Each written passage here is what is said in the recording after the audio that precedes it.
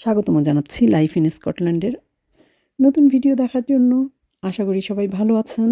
Video দেখে like comment করতে অবশ্যই ভুলবেন না, আর যদি পারেন গ্রুপগুলোতে একটু শেয়ার করে দিবেন কাইন্ডলি।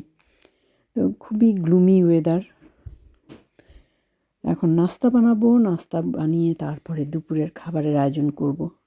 চলুন আমার সাথেই থাকুন। সকাল সকাল উঠেই পরোটা বানাচ্ছি। অনেক দিন পর ট্রেডিশনাল নাস্তা খাওয়ার ইচ্ছা হলো।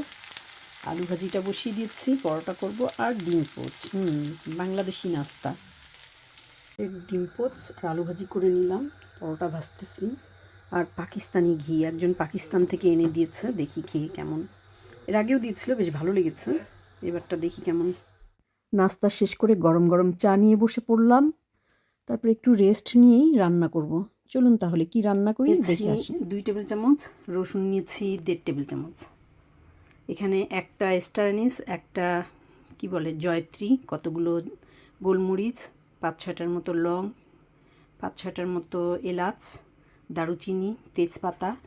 এখানে নিয়েছি জিরার আধা টেবিল চামচ, আর 1 চা চামচ নিয়েছি হলুদ, আর এটা 1 টেবিল চামচ পাপরিকা, 1 টেবিল চামচ মরিচের গুঁড়া, আর হাফ টেবিল চামচ নিয়েছি হচ্ছে ধনিয়া।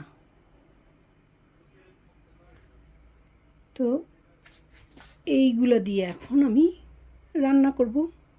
তো প্রথমে কি করবেন, প্রথমে তেলে পেঁয়াজটা ভাজবেন। তারপর ভাজা হলে এই শুকনা মশলাগুলো দিয়ে দিবেন। তারপরে আদা রসুন দিবেন। তারপরে এই মশলাগুলো দিবেন, দিয়ে খুব ভালো করে কষিয়ে নিয়ে মাংসটা দিবেন। তারপর মাংসটা খুব ভালো করে কষিয়ে নিয়ে পানি দিয়ে কিছুক্ষণ জাল দেবেন। যখন দেখবেন যে মাংসটা নরম হয়ে গেছে, তখন ধিমা আঁচে দিয়ে মাংসটা তেলের উপরে উঠিয়ে নেবেন। তাহলেই হয়ে গেল আপনাদের মজাদার ল্যাম রান্না।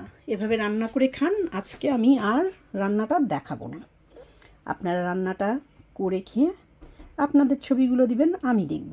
ধন্যবাদ সবাইকে। আমার তরকারি রান্না শেষ। আলু দিয়েছি, টমেটো দিয়েছি শেষে। রঙটাও খুব সুন্দর আসছে। মশলার পরিমাণগুলো একবারে ঠিক ছিল। আপনারাও এভাবে এই রেসিপি ফলো করে রান্না করে দেখতে পারেন, মানে মশলার পরিমাণগুলো যেমন আছে তেমন, আর যেভাবে বলেছি সেভাবে। ফাতিমা এসে পড়ো, তোমার ভাত এখানে ওয়েট করছে। যে টেস্ট কেমন হচ্ছে খাবারের? আলহামদুলিল্লাহ। ভালো হচ্ছে, আলহামদুলিল্লাহ। আমাদের জন্য দোয়া করবেন, আপনাদের জন্য দোয়া রইল। আল্লাহ হাফেজ।